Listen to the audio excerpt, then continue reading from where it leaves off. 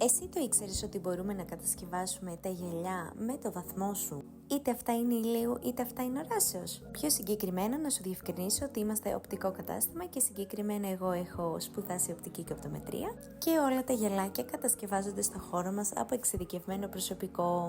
Αν θέλεις να κατασκευάσουμε τα δικά σου γυαλιά με τους βαθμούς σου, οποιαδήποτε πάθηση και αν έχεις, ακολούθησε τα παρακάτω βήματα.